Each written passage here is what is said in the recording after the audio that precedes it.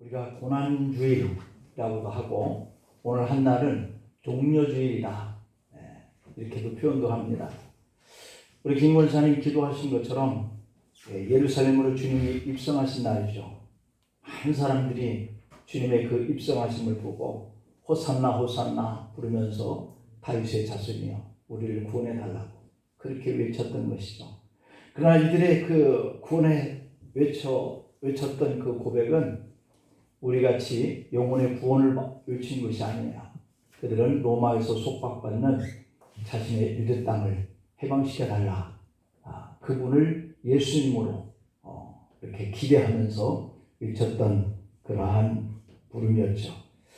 그런데 자신들 뜻대로 생각대로 안 되기 때문에 그를 십자가에 못 박게 하소서로 군정이 바꿔지는 이러한 안타까운 현상이 일어났던 때가 바로 이번 한 주간 이것이죠. 그래서 우리의 생명을 구원하러 오신 하나님의 아들 예수님이 그 구원을 대상으로 알고 이 땅에 오셨던 그 인간들이 그 하나님을 십자가에 못 박아버리는 이런 처참한 한 주간이기 때문에 우리가 이 고난주일 한 주간은 적어도 새벽에도 좀 주님 앞에 나와서 여러분의 육신의 몸을 좀 고난 가운데 같이 이렇게 한 주간을 보내는 그러한 기회가 되시기를 간절히 소망합니다. 빌라도의 사순절이다. 사순절이 이번 주까지이지만 그러나 이번 주 한 주간은 우리가 고난주일로 이렇게 지키고 있죠. 오늘 또 이 고난주일 빌라도의 사순절의 모습이 곧 우리의 사순절의 모습이 아닌가 이런 생각을 가지고 오면서 은혜가 되시고 유튜브를 통해서 또한 이 말씀을 듣는 모든 이에게도 동일한 은혜가 임하기를 축복합니다. 아멘. 생각해보면 사람들은 참 우매하게도 전쟁을 많이 합니다. 최근에도 이 북한이 또 이 미사일을 이렇게 몇 발을 쏘아 올려서 미국이나 우리 한국이 긴장을 하기 시작했습니다. 그것도 자신들이 이러한 무기를 만들었으니 우리를 무시하지 말아라. 우리도 당신들과 대등한 그러한 핵 국가로 인정해야 해라. 이런 의미가 이 북한 사람들이 가지고 있는 생각들이에요. 이런 생각을 갖는 것처럼 사람들은 전쟁을 통하여서 지지 아니하려고 하는 이런 무기들을 자꾸만 만들어내고 있는 거예요. 지금까지도 온 세계가 저마다 성능이 더 강력한 그런 폭탄과 무기를 계속해서 개발하면서 전쟁 무기 개발에 광분을 하고 있다라고 볼 수 있죠. 중국도 그렇고 러시아도 그렇고 미국도 그렇고 우리나라도 뒤질세라 신형 이런 전투기들을 사들여오고 있고요. 그래서 우리도 마찬가지죠. 우리가 역사에서 배운 대로 이 바빌로니아 시대 혹은 페르시아 시대, 칭기즈칸 시대 또는 알렉산더의 시대, 시들 시대 그리고 스페인이나 영국이나 일본 끊임없는 이 침략 전쟁을 일삼고 많은 땅들을 지배하기 위한 이런 문화에서 지금까지 우리가 살아오고 있는 거죠. 그 중에서 가장 강력하게 그 영향력이 컸던 시대가 바로 이 로마 시대로 우리가 조명을 하고 있죠. 세계 모든 길은 로마로 통한다라고 하는 이런 말이 있을 만큼 로마가 제국을 이뤘던 그러한 시대가 있었죠. 그래서 이 로마의 제국 시대의 그 철학에 유대나라도 예수님도 희생양이 되었다라고 이렇게 볼 수가 있습니다. 빌라도는 그 당시에 로마의 행정관으로서 유대나라에 파견되어 일을 하고 있었는데 예수님 시대 때문에 그 성경에 등장한 인물이 되기도 했다라고 볼 수 있습니다. 만약에 그가 선택한 그 일들이 잘 좋은 그런 선택을 했더라면 영원한 의인이 될 뻔했는데 기회를 못 살리고 잘못 선택했던 대로 오늘 또 우리가 예배 시작할 때마다 본디오 빌라도에게 고난을 받아 십자가에 못 박혀 죽으셨다라고 우리가 신앙을 고백하는 거기에 등장하는 영원한 죄인의 이름으로 고백되어지고 있는 것이죠. 우리가 만나는 모든 역사와 시간, 항상 우리들에게 선택할 수 있는 기회를 제공합니다. 여러분들이 오늘 또 주님의 날, 주님 앞에 나오기를 선택한 것과 그렇지 못한 사람들이 또 다른 시간을 선택을 해서 다른 곳에 있는 이런 모습들, 이런 것들이 다 순간순간 우리들이 하루하루를 선택해 가는 결정인 것이죠. 그래서 예수님 시대의 이 정치 상황을 한번 보면 헤롯 정부가 있었습니다. 예루살렘의 오늘 이 마지막 부분에 예루살렘에 그가 지배하는 이런 공간이다 라고 이렇게 표현을 하고 있는 거죠. 예수님 시대의 정치 상황은 바로 이렇게 정부가 로마가 인정하는 이스라엘 정부, 유대 정부가 있고 바로 이 로마가 붙들고 있는 헤롯 정부가 있었던 것이죠. 그래서 이 총독부라고 불리고 있는 이 빌라도의 정부가 있었고요. 그리고 작은 이스라엘의 두 가지의 정부가 존재하고 있었다는 겁니다. 마치 일제강점기 때 우리나라도 조선 총독부를 만들어서 일본 사람이 우리나라에 총독으로 와 있던 이런 것과 같은 정치 성향이 바로 이 이스라엘 땅에도 있었던 거죠. 우리가 1945년에 이렇게 해방을 맞이했다라고 한다면 이 이스라엘은 1948년에 해방을 맞이했으니까 거의 이 지배받는 그러한 고통의 시기가 동일한 시대를 우리가 지냈다라고 볼 수 있죠. 그래서 이 빌라도가 유대 총독으로 있으면서 이 헤롯 정부와 함께 정치를 하는 그런 상황이 된 거죠. 빌라도는 총독으로서 제일 큰 사명이 있었는데 유대인들이 로마에 대해서 발단을 못하도록 억제하는 그런 정치를 펼치기 위해서 세워진 정부가 이 빌라도 정부인 거예요. 누가복음 13장의 1절과 2절 말씀을 보면은 그때 마침 두 사람이 와서 빌라도가 어떤 갈릴 사람들의 피를 그들의 제물에 섞은 일로 예수께 아뢰었다. 이렇게 기록되어 있습니다. 그러니까 사람들이 데모를 하니까 이 빌라도가 그 유대인들을 잡아다가 죽였다. 갈릴 사람들을 잡아다 죽였다. 이런 얘기잖아요. 그래서 이 반란과 이런 모반이 일어나는 일들을 억제하여 하는 것이 바로 이 빌라도의 책임이었기 때문에 사람들을 죽이면서까지도 이러한 것들을 진압을 해 나가는 이런 역할이 바로 빌라도의 역할이었어요. 로마 정부와 헤롯 정부가 손을 잡고 물리적인 그런 힘으로 그런 일을 하니까 이 민중들, 군중들은, 백성들은 꼼짝 못하고 숨도 크게 못 쉬면서 살았던 그런 시대죠. 빌라도가 유대 나라의 총독으로 있던 그 기간이 서기 26년에서 36년, 약 한 10여 년 동안을 바로 이 빌라도가 총독으로 지냈던 때였어요. 예수님과 좋은 관계로 있었던 이 로마 군인들도 많았단 말이에요. 성경에 등장하고 있는 인물들도 보면 마태복음 8장 5절 말씀을 보면 예수님께서 너희는 이 갈릴 사람들이 이같이 해 받음으로 다른 모든 갈릴 사람들보다 죄가 더 많이 있는 줄 아느냐 이렇게 표현한 대목을 우리가 보고요. 또 그 당시에 우리가 그 마태복음 8장 5절 말씀을 보면 이 예수님이 가버나움에 들어가셨을 때 한 백부장이 와서 예수님께 자기의 그 하인의 병을 고쳐달라라고 요청을 합니다. 그런데 예수님은 그 사람을 마태복음 8장 10절에 보니까 최고로 칭찬을 합니다. 내가 진실로 너에게 이르노니 이스라엘 중에 아무에게서도 이만한 믿음을 보지 못했노라 라고 말씀하고 있죠. 그리고 마태복음 8장 13절 말씀을 보면 가라 네 믿음대로 될지어다 하시니 그 하인이 즉시로 나았다 라고 이렇게 하였습니다. 그러니까 예수님은 로마의 백부장의 소원을 현장에서 들어준 사건이 성경에 기록되어 있는 거예요. 사도행전에 나오는 이 고넬료라고 하는 이 사람 역시도 바로 이 로마의 현역 군인이었죠. 그가 100명을 통치하는 그러한 백부장이었던 겁니다.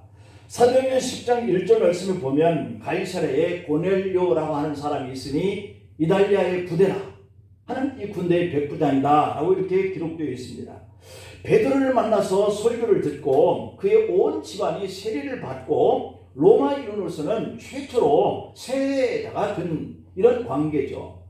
로마의 법률 제도로는 당시 세계적으로 인정을 했던 이러한 정부잖아요. 그래서 이 그 법률이 인정받고 영향력도 아주 컸어요. 로마가 차지한 이 광대한 영토에서 정복당했던 이 국가들의 자치권들을 다 이렇게 허용을 했거든요. 그래서 유대도 로마인 빌라도가 총독으로 이렇게 와 있었지만 헤롯 왕의 이런 자치 정부에게 세금을 징수하는 이런 권한을 내어주어요. 그러니까 로마의 지배를 받고 있고 로마의 한 총독부가 그 이스라엘에 와 있지만 이스라엘의 또한 그 다스리는 정부가 그 일들을 할 수 있도록 배려하는 이런 정책을 폈단 말이죠. 그래서 이 유대도 로마인 빌라도가 총독으로 와 있었지만 헤롯 왕이 자치정부를 인정을 하면서 그들이 세금을 걷도록 그들에게 맡깁니다. 그래서 삭개오가 여리고 지방의 세리장이 된 것이 성경에 나오고 있고 마태도 유대인으로 세관원이 되었다라고 성경에 기록되어 있거든요. 그 밖에 이 민사나 또는 형사 이런 문제를 자치적으로 하도록 이렇게 권장을 인정을 했단 말이죠. 그리고 특히 유대인들이 가장 심각하게 여기는 그 신앙의 자유도 허용을 했어요.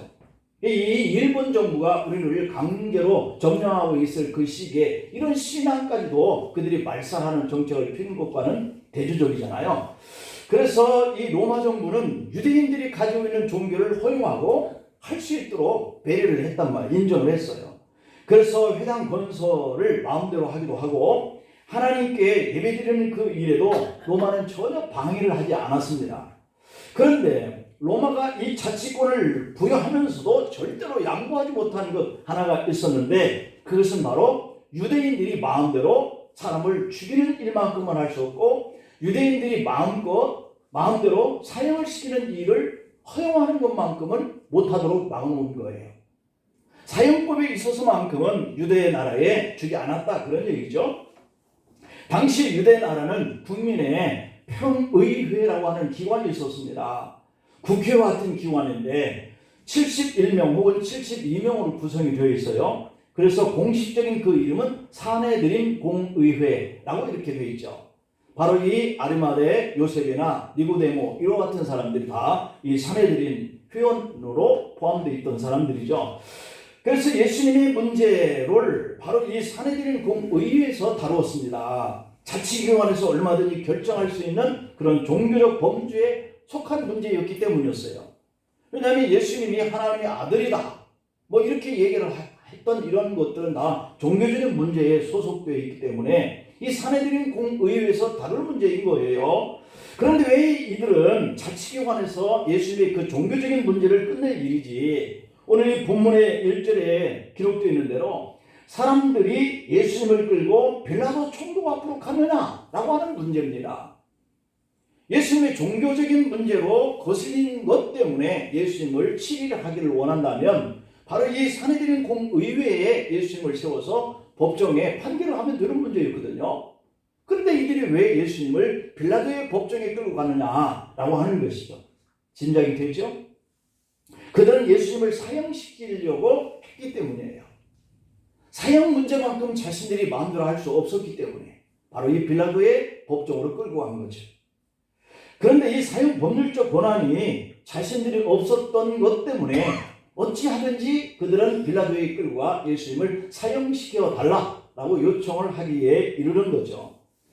그래서 빌라도에 갔는데 이 빌라도가 자기들 뜻대로 움직여주질 않습니다. 그들은 예수님을 끌고 빌라도와 헤롯 법정을 그래서 왔다 갔다 하는 거예요. 오늘 본문 6절 7절에 보면 빌라도가 사람들의 말을 듣고 야, 이 문제는 헤롯에 관한 그러한 그 일로 해결할 문제다. 그러니 헤롯에게 데려가라 이렇게 얘기한 거죠. 그런데 누가복음 23장 11절 말씀을 보면 헤롯은 잠시 예수님을 희롱했을 뿐 사형시킬 만한 그런 것을 발견할 수가 없었다라고 얘기를 하면서 빌라도에게 다시 보냅니다. 빌라도는 예수님의 문제가 종교적인 문제로 보여졌고 헤롯은 사람들처럼 그가 위험한 인물로 여겼던 것 때문에 사형에 처해져야 한다라고 할 것이기에 자기 문제가 아니라고 본 거죠. 누가복음 23장 13절 14절을 볼까요? 빌라도가 대제사장들과 관리인들과 백성들을 불러 모읍니다. 그리고 물어봐요. 너희가 이 사람이 백성을 미혹하는 자라고 하지? 그래서 내게 끌고 왔다. 그런데 봐라. 내가 너희 앞에서 이 사람을 신문에 봤는데 너희가 고발하는 일로 봐서는 이 사람에 대해서 사형시킬 만한 그런 죄를 찾지 못했고 라고 이렇게 되어 있습니다. 그러니까 결국은 빌라도가 예수님을 바라본 이 관점에서 볼 때 예수님은 사형당하여야 할 만한 죄인이 아니었다라고 하는 것이죠. 하지만 사람들은 누가복음 23장의 16절에 보면 이 빌라도가 예수님에게서 사형시킬 만한 죄를 발견하지 못해서 몇 대 때려서 놓게노라 라고 하니까 18절에서 이렇게 외칩니다. 너희가 일제히 소리질러 이 사람을 없이 하라. 죽여라. 이렇게 소리친 거죠. 빌라도는 예수님의 문제가 종교적인 문제이니까 자치권을 가진 헤롯에게 보냈던 겁니다. 그러나 헤롯도 여전히 예수님에게서 죽일 죄를 발견할 수 없어서 다시 빌라도에게 보내요. 법에 대한 해석 차이 때문에 예수님은 묶인 채 그날 밤에 빌라도의 법정으로 헤롯의 법정으로 왔다 갔다 하는 그런 수모를 당하신 거죠. 그래서 무리들은 빌라도에게 예수님을 사형할 수 있는 이유를 만들어주는 것이 오늘 이 성경 말씀의 내용을 이루고 있는 거예요. 오늘 본문 누가복음 23장 2절을 한번 볼까요? 고발하여 이르되 우리가 이 사람을 보매 우리 백성을 미혹하고 가이사에게 세금 바치는 것을 금하고 자칭 왕 그리스도다 라고 하더라 라고 이렇게 만듭니다. 그러니까 예수님이 가이사에게 세금 바치는 것을 금했다라고 하는 것을 덧붙이는 거예요.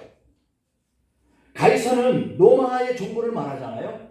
그만하면 반일주가 아니냐라고 이렇게 항의하는 거죠. 로마에 세금 바치지 말라고 했으니까 그를 죽여도 되지 않느냐라고 하는 겁니다.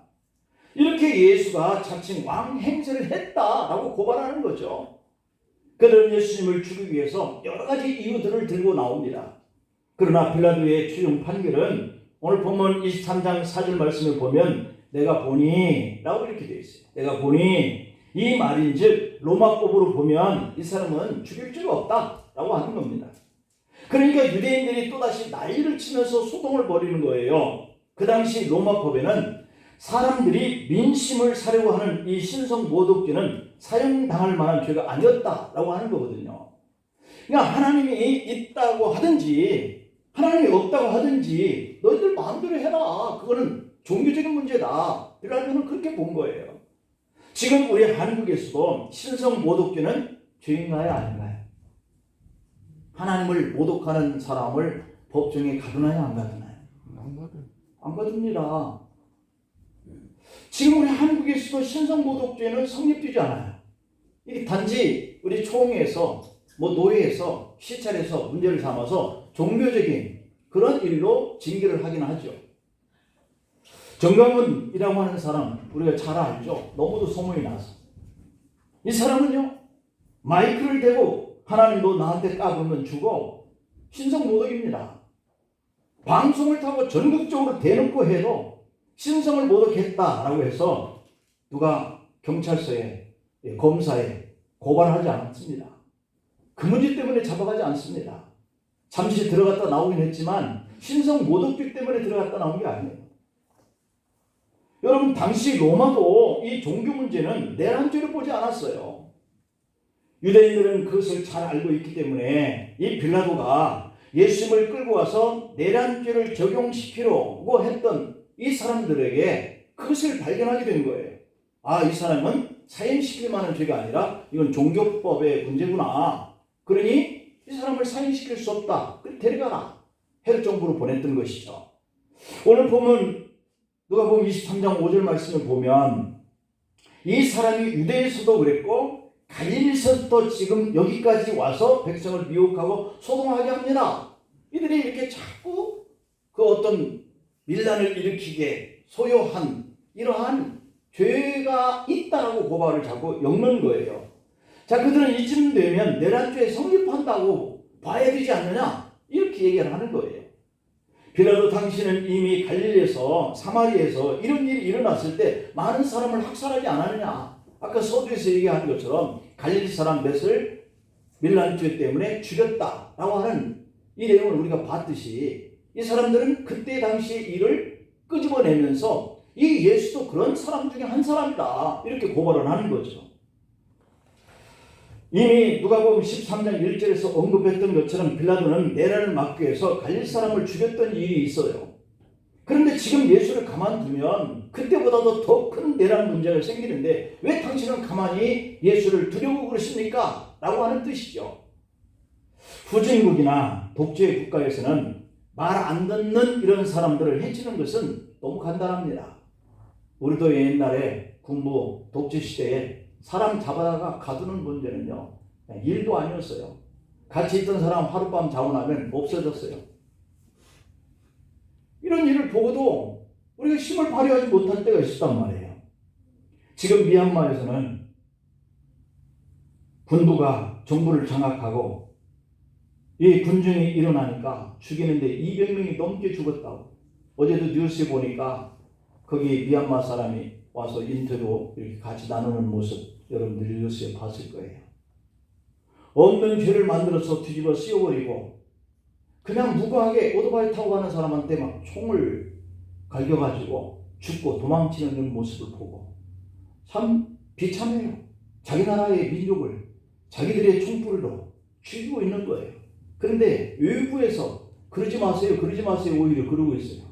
그 사람들끼리 서로 죽이고 살리고 하는 문제 그 나라에 맡기면 되는데 봐도 사람으로서는 해서는 안 되는 일을 하니까 이웃나라에서 세계에서 그 모습을 보면서 안타깝게 여기고 있는 거죠. 여러분 없는 죄를 뒤집어서 사형을 시키는 이런 거 총칼이 없는 힘없는 백성은 아무 말도 못하고 당하고 있습니다. 왜 빌라도 정부와 헤롯 정부가 서로 예수님을 또 넘기면서 취급하지 않으려고 했을까라고 하는 것은 너무도 간단한 이치예요. 죄 없는 사람을 판결하기가 양심에 괴로운 겁니다. 그런데 이런 사람들 보면 양심에 아예 마비가 된 거죠.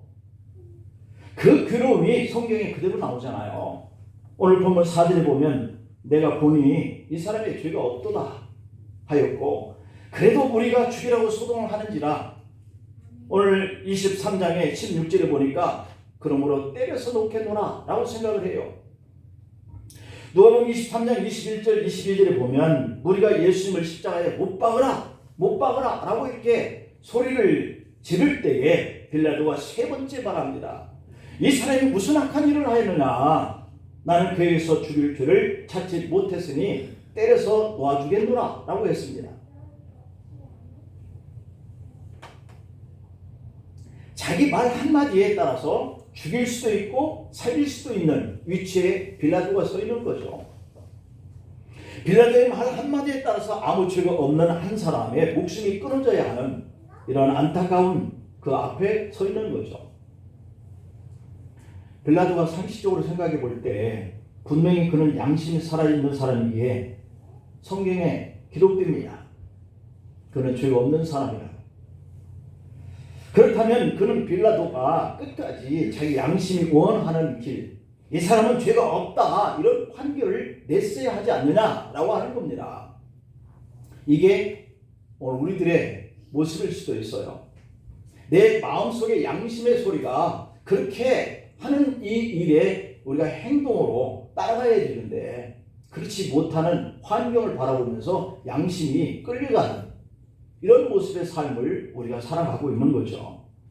오늘 본문 23장 3절 말씀을 보면 빌라도가 예수님께 이런 질문을 합니다. 네가 유대인의 왕이냐? 그때 예수님이 네 말이 옳도다 라고 말합니다. 사실 빌라도가 물론 그 질의의 내용은 네가 이 민족을 선동해서 왕이 되려고 하는 그것이 맞냐? 라고 물은 것이죠. 예수님이 하신 대답은 그럼에도 불구하고 다른 차원의 말을 합니다. 예수님이 말씀하신 그 왕의 개념은 빌라도가 민중의 왕이 되려고 하느냐라고 하는 이 물음에 대한 옳다라고 말씀하신 것이 아니라 이 유대 나라의 왕 개념으로 말씀하신 거예요. 우리가 예수님을 만왕의 왕이다 라고 이렇게 부르는 것은 대한민국을 통치하는 대통령 개념이 아니라 인류의 구세주, 인류를 구원하시는 하나님 나라의 왕이다 라고 하는 말인 거죠. 그런데 빌라도는 그 의미를 무시하고 이렇게 자기의 양심에는 아닌 걸 알면서도 치사하게 그렇게 부른 거예요. 아마도 빌라도는 총독 행정관 10년 생활하는 가운데에 이 문제가 제일 어렵다라고 하는 것으로 다루게 되었을 겁니다. 그러다가 빌라도는 양심선언을 하죠. 마태복음 27장 24절 말씀을 보면 빌라도가 아무 성과도 없이 도리어 밀란이 나르는 것을 보고 물을 가져다가 무리들 앞에서 손을 씻습니다. 그러면서 하는 말이 나는 이 사람의 피에 대해서 무죄하다. 너희가 당해. 라고 이렇게 표현을 했다라고 하는 겁니다. 여러분 이것은 자기 나름대로의 종교 행동이거든요. 나는 죄 없어. 그러면서 물을 씻는 이 행위가 그에 맞는 종교 행위였어요. 이것을 심리적으로 분석을 해보면 이 사건 이후에 다가올 어떤 재앙에 대해서도 빌라도에게는 두려움이 있었다라고 하는 사실이에요. 죄 없는 자를 저들에게 사형당해도 좋을 만큼 내주는 것에 대한 그러한 두려움, 이런 것들이 빌라도의 마음속에 있었다는 것이죠. 자, 그렇게 되니까 그것을 본 유대인들이 마태복음 27장 25절에서 이렇게 대답하거든요. 백성이 다 대답하여 이르되 그 피를 우리와 우리 자손에게 돌릴지어다 라고 이렇게 말을 합니다. 여러분 이 말이 어떤 의미겠어요? 백성들이 다 이와 같이 그 피 값을 우리와 우리 후손 자손들에게 돌리겠나이다 라고 이렇게 말한 것은 그만큼 유대인들이 예수는 신성모독죄로 죽어야 마땅한 사람이다 라고 자신만만하게 생각했다라고 하는 겁니다. 괜찮다는 거죠. 예수를 죽이는 것은 죄도 아니고 그의 피를 흘리는 것이 아니라 하나님께 자신들은 지금 충성하고 있는 겁니다 라고 생각한 거예요. 이 말의 뜻이요, 만일 그것이 죄가 된다면 그 죄값을 우리와 우리 자손들이 달게 받겠다라고 하는 건데 안 받을 줄 믿는 거예요. 왜냐하면 자신들이 하는 이 일은 당당하고 의로운 일이라 생각했기 때문이죠. 이게 어리석고 무지함이에요. 우리는 당당하고 내가 바르다 하는 이 일은 서슴없이 행동하잖아요. 말하잖아요. 근데 그 사람이 그것이 잘못이고 꺼리낌이 있는 이런 마음과 행동에서 나온 게 아니라 너무도 당당하게 그렇게 그 사람이 생각하고 있기 때문이에요. 이 즈음에 빌라도에게 이상한 일이 하나 벌어집니다. 자기 아내가 빌라도에게 다가와서 영적인 충고를 합니다. 마태복음 27장 19절을 보면 총독이 재판석에 앉아있을 때에 그의 아내가 사람을 보내서 하는 말이 저 옳은 사람에게 아무 상관도 하지 마세요 라고 하는 거예요. 당신 왜 당신과 상관없는 일에 뛰어들어서 이런 일을 벌이려고 그래? 저 의로운 사람, 옳은 사람을 왜 해하려고 그래? 그러면서 하는 말이 오늘 내가 꿈을 꿨는데 그 사람 때문에 내가 애를 많이 태웠다 라고 하는 말을 전달하는 겁니다. 그러니까 지금 빌라도의 귀에는 이 아내의 소리, 민중의 소리, 자기 마음속에서 양심의 소리, 이것들이 지금 들려오는 거예요. 너무도 큰 무리의 소리가 하나입니다. 유대 백성들이 모두 나서서 예수를 십자가에 못 박게 하소서 외치는 거죠. 민중의 소리입니다. 그러나 그 소리는 빌라도 마음에 이미 옳지 않아 라고 하는 결정을 내린 거예요. 그러면 두 번째 소리는 자기 아내가 말해준 옳은 사람에 대해서 상관하지 마세요. 그 사람 때문에 내가 애를 많이 태웠어요 라고 하는 말이죠. 당신이 그 옳은 사람을 왜 죽이려고 판결하느냐, 당신은 상관하지 말라는 것이죠. 그 다음에 세 번째 소리, 자기 양심 속에 이 사람은 죄가 없도다 라고 하는 것, 무언의 소리죠. 그러나 가장 그를 움직일 가능성이 높은 소리가 어떤 소리일까요? 자기 마음속에서 일어나는 그 무언의 양심의 소리, 이게 진리거든요.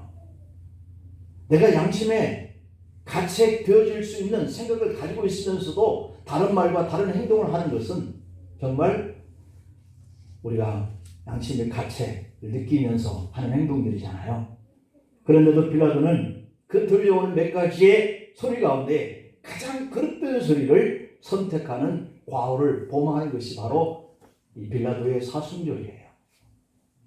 결국 빌라도의 사순절은 수많은 소리들 가운데 가장 그릇된 선택을 하는 그러한 고난절이 되고 말았다라고 하는 겁니다. 빌라도는 왜 옳은 소리를 다 두고 가장 그릇된 소리에 반응을 했을까? 오늘 그 이유가 마태복음 27장 24절에 기록되어 있어요. 아무 성과도 없이 도리어 밀란이 나르는 것을 보고 물을 가져다가 무리 앞에서 손을 씻었다. 그렇게 표현하고 있습니다. 밀란이 나르는 것이 두려워서. 여러분, 이 빌라도가 유대를 10년 통치했다 그랬어요. 10년 동안 무사고 통치자가 된 거죠. 만약에 밀란이 일어났으면 그는 벌써 목이 잘렸을 거예요.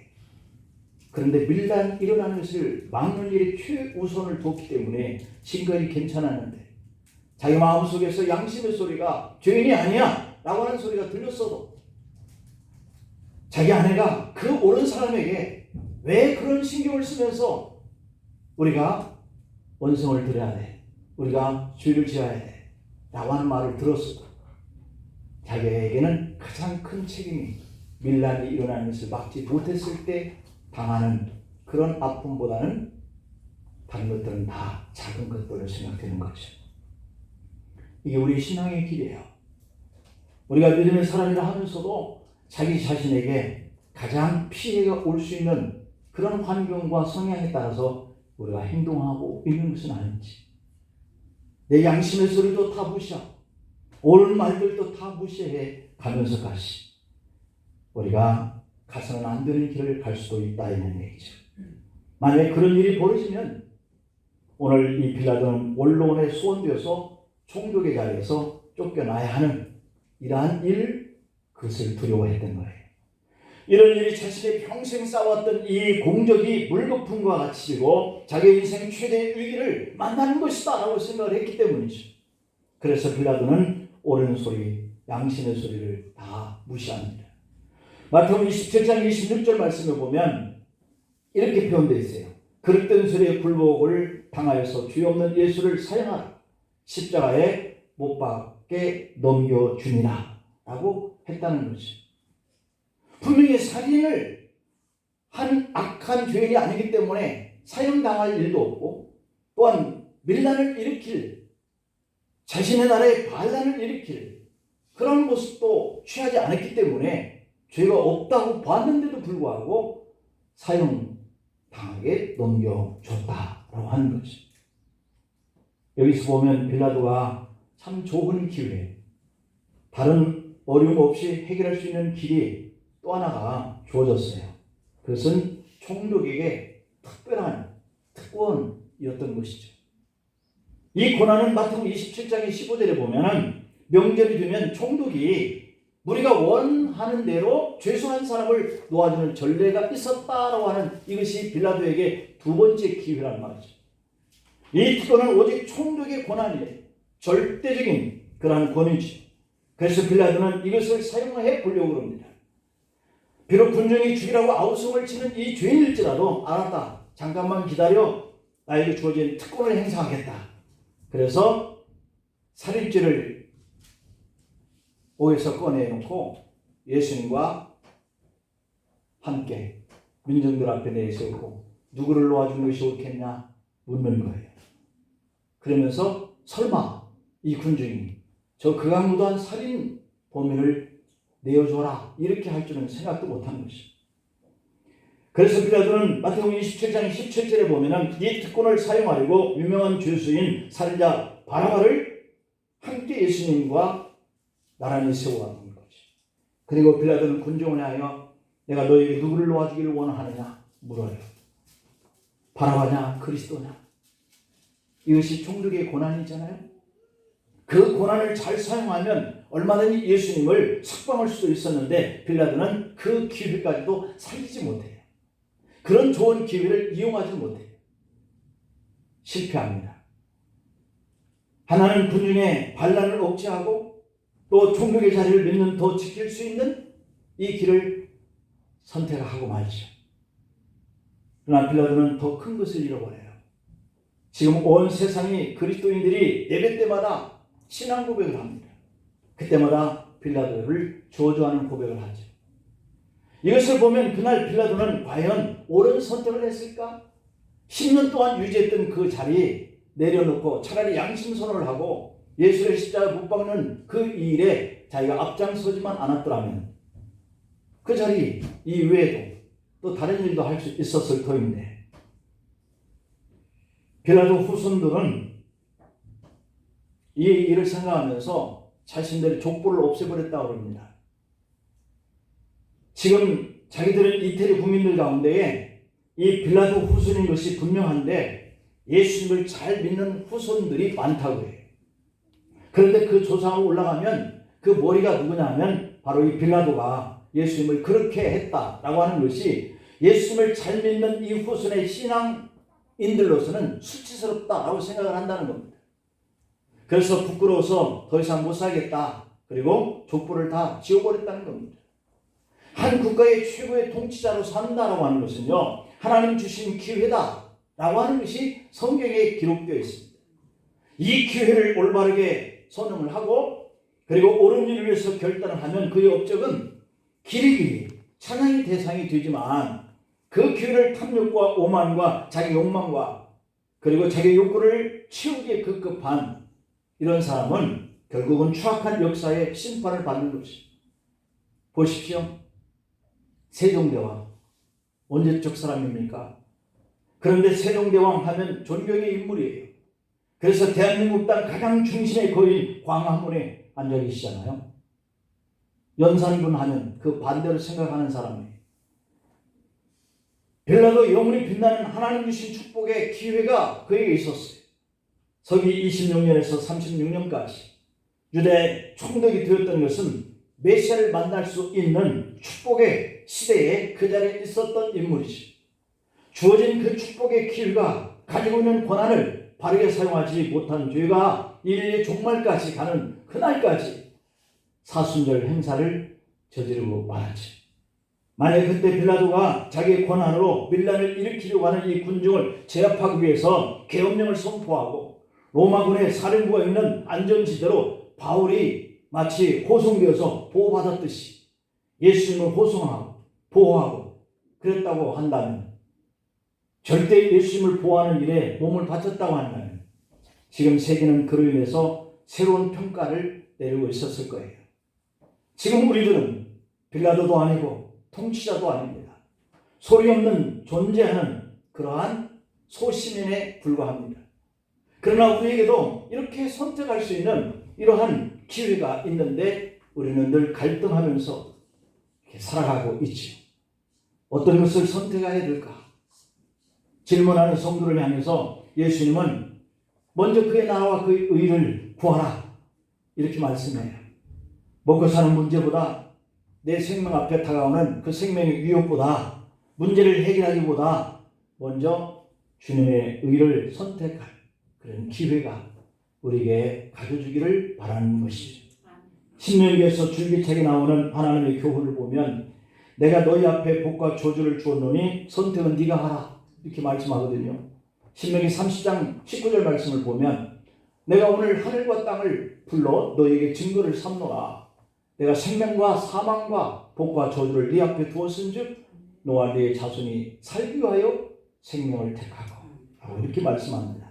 살기 위하려면 우리는 주어진 선택에 권한이 있는 삶을 살 때 우리는 옳은 편을 선택해야 되고 생명의 편을 선택해야 할 것이죠.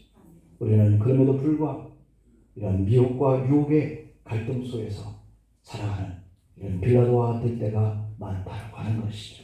많은 소리가 들려오는데 왜 하필 그러한 악한 선택을 하고야 말았을까?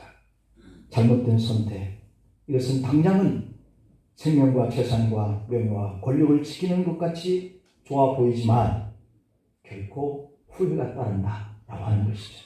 주님의 영원한 축복을 받는 옳은 일을 선택한 사람이 되셨습니다.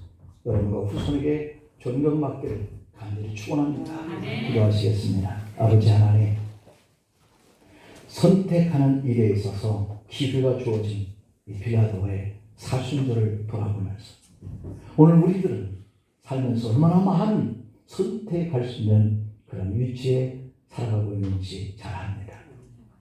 미국과 미국 앞에서 갈등하고 문제를 지금 당장 해결할 수 있는 그 편을 우리가 생각하면서 옳은 일, 양심의 소리를 포기할 때가 많은 저희들을 긍휼히 여기시고 하나님의 말씀과 그 나라와 그 의를 선택하는 편을 우리가 기회로 붙들게 하여 주시옵소서. 예수님의 이름으로 기도하옵나이다. 아멘.